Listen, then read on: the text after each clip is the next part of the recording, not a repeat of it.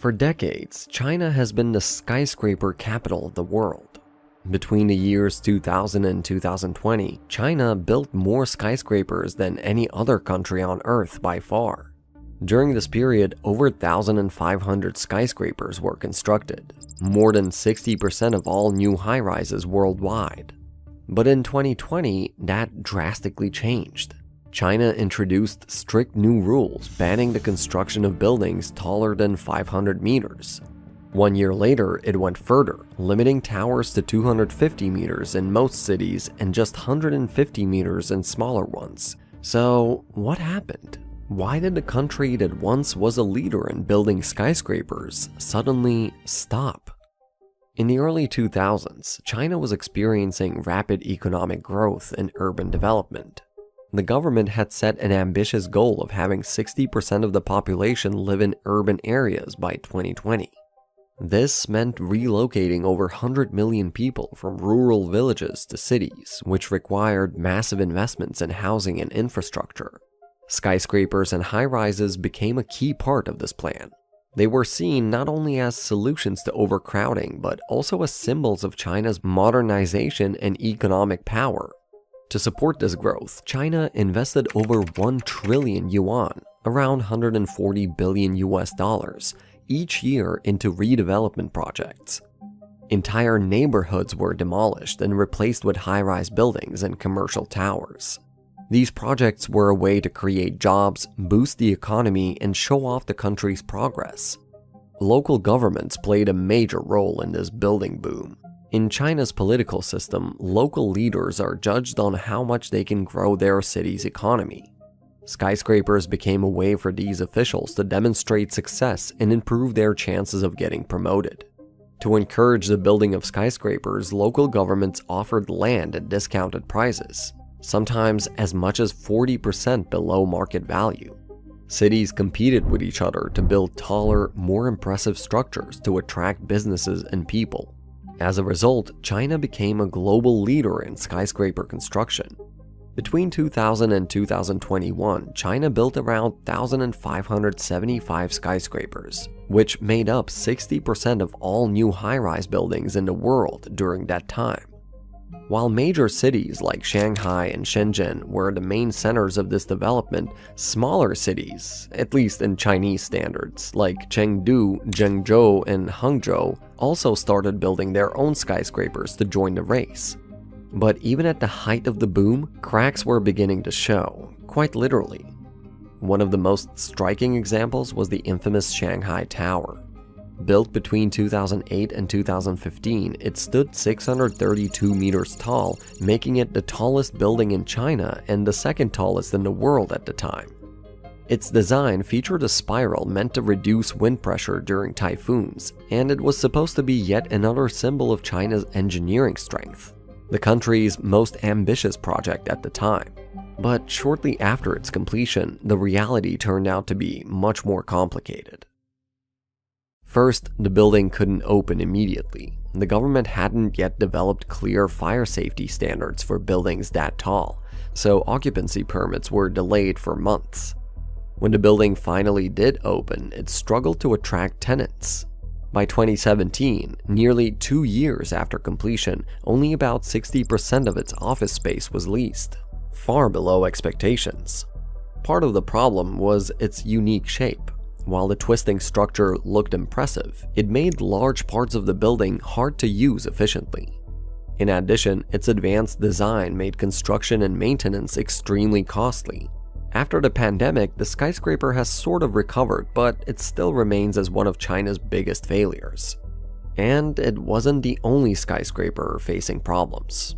In May 2021, SEG Plaza in Shenzhen, one of the city's most well-known skyscrapers, was suddenly evacuated after it began shaking for no clear reason.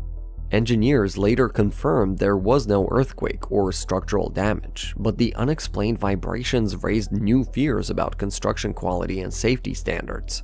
The deeper issue became clear. Across the country, buildings were going up too fast, often without proper oversight. Construction standards were uneven. Safety reviews were sometimes rushed or ignored. In many cases, there wasn't even a clear reason to build, demand was low, and towers remained empty long after opening. In short, skyscrapers had become less of a solution and more of a problem. Then came the real estate crisis, a turning point not just for China's housing market, but for its entire urban development model. For years, property had been one of the most important drivers of China's economy. Real estate made up close to 30% of GDP when you included construction, materials, and related services. Developers borrowed heavily, expanding aggressively into every corner of the country, but the model was proven to be unsustainable. By 2021, big companies like Evergrande and Country Garden were collapsing under huge amounts of debt. Construction projects stopped. Many people who had paid for apartments still under construction were left waiting with no clear answers.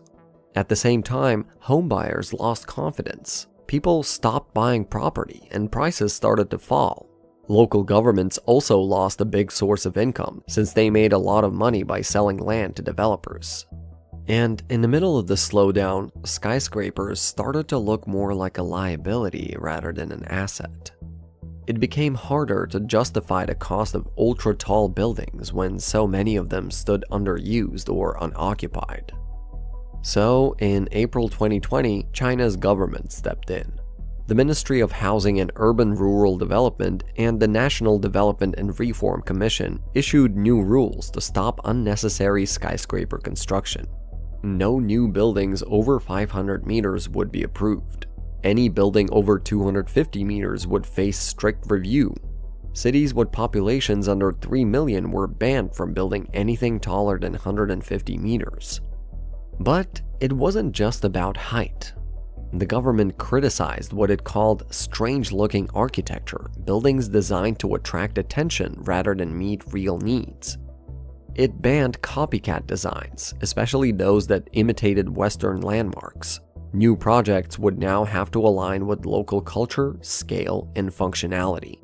There was also growing awareness of the environmental cost of skyscrapers.